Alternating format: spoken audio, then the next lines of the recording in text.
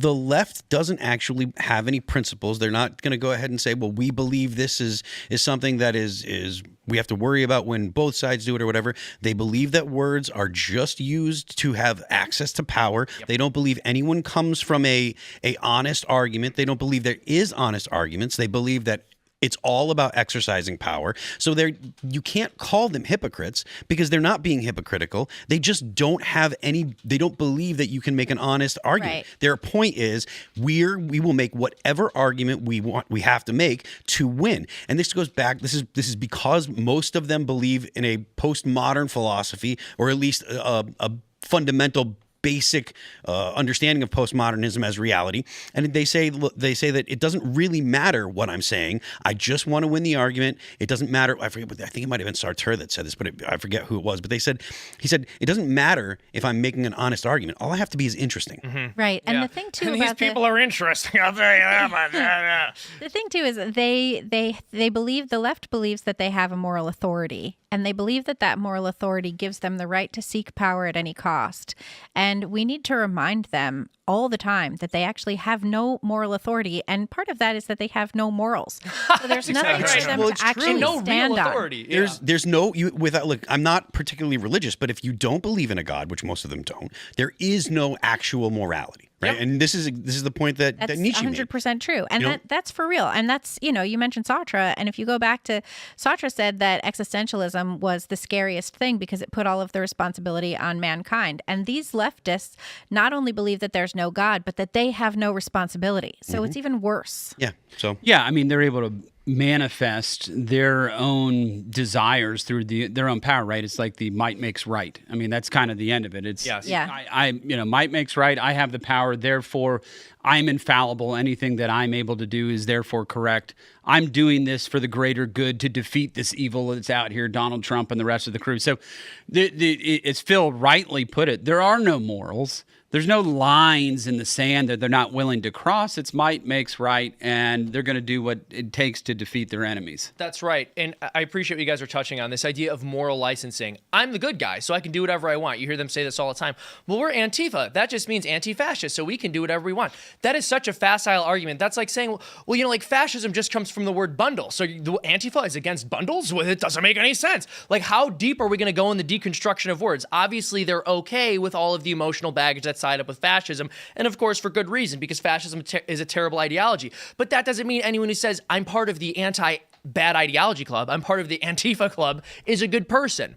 After spending a week out there with all these Antifa people, like they say they're anti-fascists, but these are some of the biggest fascists that I've ever dealt with in my life. Try walking on their sidewalk, and they're gonna beat you with a pole, right? Yeah. And then they'll call the cops on you. They hate the cops. And you film them, and you shouldn't have done that. Right. Yeah, assault with a deadly camera.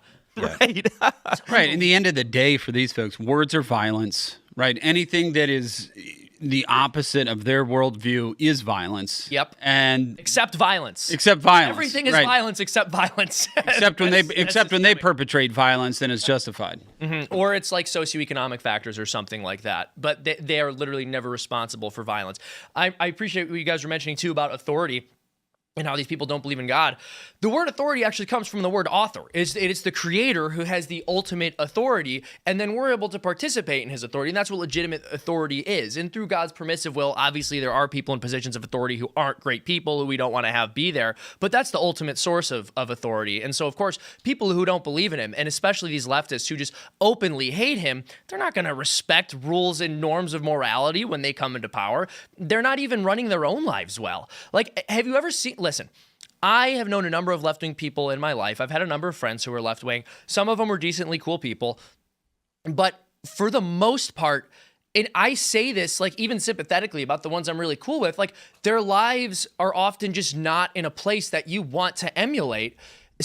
On rare occasions they are, but for the vast majority of circumstances, it's like you're someone who isn't even in control of your own life, and that's why you want to control everyone else, right? I think it might have been Augustine who said this, that it's like it's harder to conquer yourself than to conquer the world. They can't conquer themselves, and they're not even trying, so they just have to go try to control everything else. Well, part of that is that they worship themselves. Yes. And they think that the self is a god, and so that's what they worship. To that point, like there's a lot of people that would call themselves Satanists, but really what it is worship of the self. That is Satanism, actually. That's what I'm saying. Back around to. Yeah, that's what I'm saying. If you look at the abortion ritual that the Satanic Temple put out, it's all about I'm more important than the baby. Well, the Satanists have a saying like do what thou will but harm none or whatever, but they believe that revenge is okay and et cetera. And that's something that you see a lot in Antifa. A lot of them wear pentagrams or the goat and stuff like that. And look, I mean, I've been in a metal band for 20. I've been in a metal band for 25 years, so that imagery doesn't faze me. But when you see these people doing it, like, you really do understand that this is not about just imagery. It's about them actually worshiping themselves, believing that the way to fulfillment is giving into every whim you have. And that is completely antithetical to what reality tells us. Like, freedom comes with discipline, because if you're not disciplined, then every whim you have, you're a slave to. Whether it be I'm hungry and I want to eat something that's bad for me, or I don't feel like going to the gym, so that way I gain weight and I get out of shape and I feel terrible all the time. Like, actual freedom comes with the discipline to say, I want this, and I'm going to do the things that I need to do to achieve this. Exactly. The freedom to do as you ought. You asked the question, we as modern people tend to think of freedom as a political concept, as a choice between two different options. What freedom actually means is the true ability to choose the good. So if I'm someone who's always eating Twinkies and I never work out, and Phil is somebody who's always working out and he's getting shredded, if Phil wants to do my thing for a day, if he wants to just chill out and eat Twinkies, he's he can make that decision because he's disciplined enough to do other things. It is way harder for me to get up and go to a gym. So the more in vice you are, the less free you actually are, because that momentum stops you from being able to make other choices. Of course, vice enslaves you. It's exactly. A man has as many masters as he does vices. But specifically on this topic with Letitia James, my question to you guys is, as we see this ramping up, do you think the Trump administration actually has what it takes to go all the way on these things? Because, as you know, he who digs half a grave, or I'm sorry, he who fights half a revolution digs his own grave. If you only take it halfway there, then they come to power, and then you're in jail, and your constituents get locked up. Do you think the Trump administration is going to go all the way with this? I think President Trump's acutely aware of the consequences of losing in any of this. I think he's acutely aware of that. I want to hear everyone, because I think I have a different take. Yeah, I think he's acutely aware of that. Look, the Department of Justice is going to go through this process. I think all of the Trump supporters, including myself, they want to see it go all the way. Folks in Congress want to see it go all the way. We're going to see, I guess, but I got a lot of confidence in it. I do. I got a lot of confidence. Phil, you got another take, though, man. No, I find it very unlikely that the Trump administration they're not going to bring charges that they don't think will stick. Yeah. And so that's one of the biggest parts about this, because if you get Comey or Letitia James, or, God forbid, both are acquitted, it just makes your entire Department of Justice look like a total joke. And then it's going to be, it was just theater. So that's so we can't have that, and I think that's why it's moving a lot slower than people want it to. But I have it on very good authority that this is the first two of many, and there's some bigger names in that pot. Thank goodness. Thank goodness. Libby, you had something to say about it? Yeah, I do think the Department of Justice is actually moving relatively quickly with all of this, and they have so many cases. Because they actually have to put it to a grand jury first as well. They have to put it to a grand jury, but also they've been dealing with so many of these ludicrous judges coming back and saying that the federal government doesn't have the authority to deport criminal illegal immigrants or to bring in the National Guard to protect ICE agents doing their job. So the DOJ really has their hands full, and I wouldn't be surprised if some of these fall through the cracks, but I think that they're moving as quickly as they can, and I think they have good people on it. All right, so I don't think that Trump has the stomach to do what's necessary, and the reason I say that is because if there is one thing that Trump wants, it's people to like him. And when people say they're upset, they're angry, when his poll numbers start tanking for whatever reason, he will change course. He always does this, and I was saying this on Tuesday. He is the president that is very pragmatic. When he sees that his policies are not popular or not working, he will change them.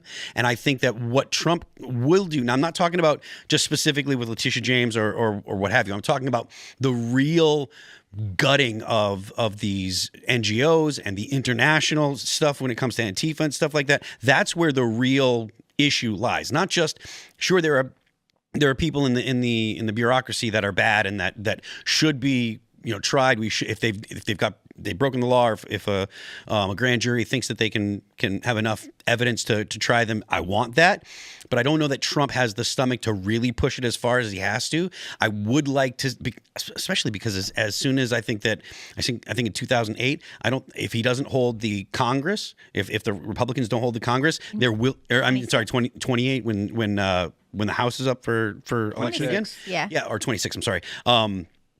I don't think that if the Republicans don't hold the Congress, I think they're going to be impeachments and they're going to do everything they can. There definitely will be.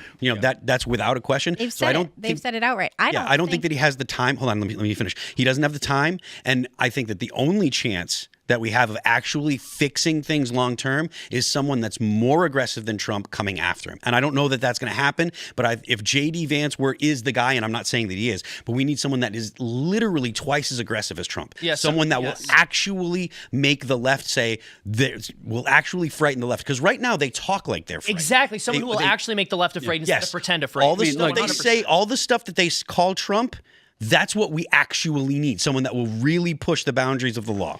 Thanks for checking out this clip from Timcast IRL. Make sure to watch the show live Monday through Friday at 8 p.m. Subscribe to this channel, and we will see you all there.